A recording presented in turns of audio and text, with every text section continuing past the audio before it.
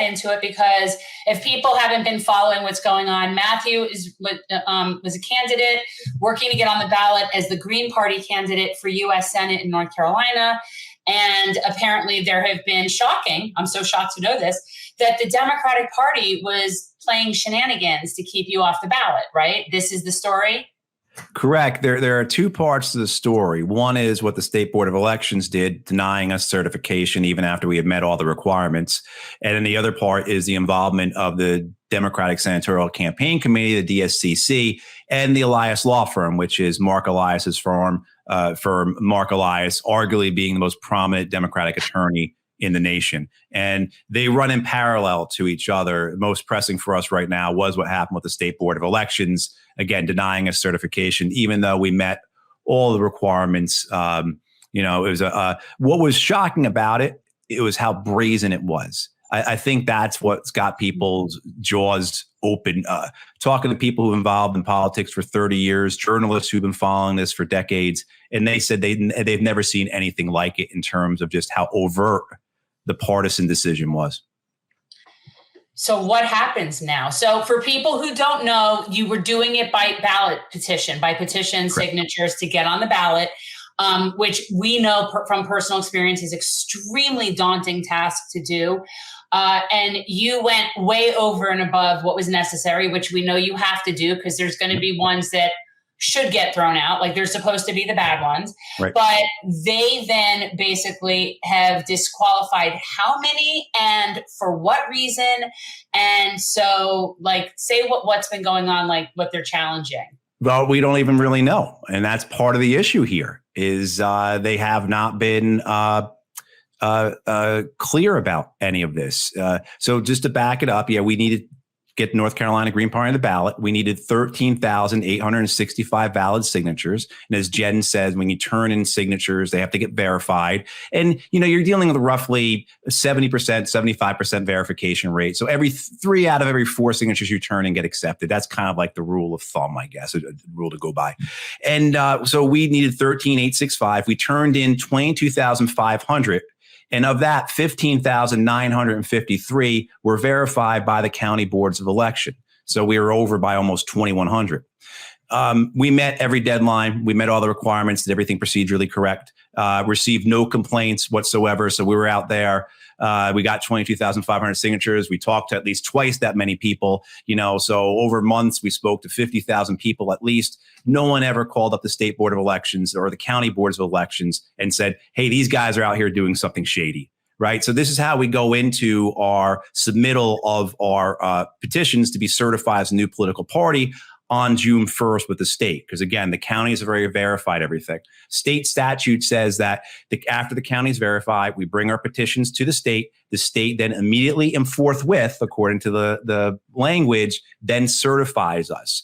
The state took the full 30 days it had because there was a July 1st deadline as well for us to be on the ballot. And that included us having to hold a nominating convention, having to have our candidates register as Green Party members, having to go and file for candidacy. So right off the bat, this is obviously orchestrated because the State Board of Elections decides not to hold a certification hearing until June 30th, giving us less than 24 hours to accomplish all those other things to meet that July 1 deadline. Now, we have been aware that signatures were denied, right? Thousands were. That's normal, part of the process. The State Board of Elections brought to our attention that about 200 signatures were significant enough to warrant investigation. Again, 200 signatures out of 22,500.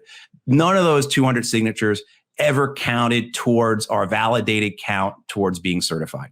So we go into the certification meeting on Thursday, and what we were told by the State Board of Elections, and this is contra to what the investigators had literally told us 2 days before when we last spoke with them. They said, the State Board of Elections, to summarize it, they said, because there were these irregularities, there could be more. And so we need more time to investigate. But because tomorrow is the deadline, we don't have that time. So we're going to vote. And because there's this cloud, as the executive director of the State Board of Elections described it, over the whole process, we are not going to certify. And that was our experience. It was a partisan, 3 Democrats and 2 Republicans. There were, when our attorney, we were not allowed to ask any questions. We were not really engaged in the process at all. When our attorney tried to ask a question about, Mr. Chairman, do any of what you're talking about, these could be more problems that you're describing, but not giving us any detail and certainly never showing us any evidence, or let alone in the last 30 days communicating to us anything about this besides the 200 signatures that we knew about. These could be signatures. Do any of them apply to our verified count? And the chair refused to answer. Then he falsely claimed that we were under criminal investigation, so he didn't have to answer, which again was a false claim. And then when our attorney tried to follow up, the chair of the State Board of Elections shouted him down and muted his microphone. And then they voted, and we were not certified.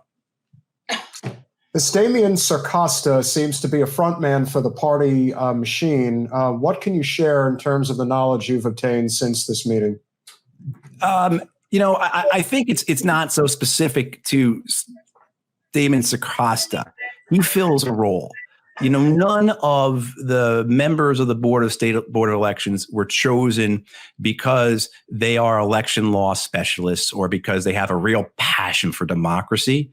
They're chosen because of their party loyalty. That when a circumstance like this occurred, they could be counted on to do what was right for the party, not for principle, not for the law, not for the people of the state, certainly not for the tens of thousands of people who petitioned to have us on the ballot. Right. I mean, so he's emblematic of the issues that we're campaigning against, the 2-party system in general. Right. This is validating everything we are saying, why we are trying to create and build a multi-party democracy, because the 2-party system is corrupt, it's undemocratic, and it's harmful. And so what you have with a guy like Sarcosta, and I want to make it clear, if I was a conservative candidate, if we were a conservative party, if we were the libertarians, it would have been the other way around. The Republicans would have had the same arguments the Democrats use, and Democrats would have been supportive of us. So it's just not a Democratic Party thing. This is, again, a 2-party issue. The idea that the 2-party exists simply to protect itself, more importantly, to protect its big money donors. And that's what they don't want. It's not about it's not about me not being on the ballot or, the Green Party not being on the ballot. It's about the issues we represent not being on the ballot, right? Single payer healthcare, affordable housing, real action on the climate, ending the war on drugs, and annualized living wage. All these things that are real dangers to the big donors of both the parties. That's what they want to keep off the ballot. That was a good question you had up that you put up, Peter. And I just want to at least put it out there because we have somebody in the chat that wants to know why you didn't consider running as a Democrat. And to me, the obvious answer is because you're probably not a Democrat. So why would you run as one? But yeah. I mean, that's the answer. I've never been one. I'm a socialist. I don't belong in the capitalist party. And the Democratic Party, again, I think maybe it's easier just to say it this way. If you believe the 2-party system is corrupt, undemocratic, and harmful, then why participate in it? Where would my principles be if I was to take part in the Democratic Party because it would be easier for me, or because it would be a better way to ensure I had greater funding or a bigger staff, or, to earn my chops and favors within the party. So no, I belong in the Green Party. I'm aligned with their principles. I'm aligned with their platform. I'm a socialist. I don't belong in the Democratic Party. I don't agree with the 2-party system, so I should not be contributing to it. I should be working to change it. And I think that's probably about as succinct as I can state it. Thanks for watching. If you want to support our mission to transform politics into service, please like this video, subscribe, follow us on social media, and consider joining our Patreon, where you'll get early access to our interviews as well as other exclusive content. Links are in the description. Peace out.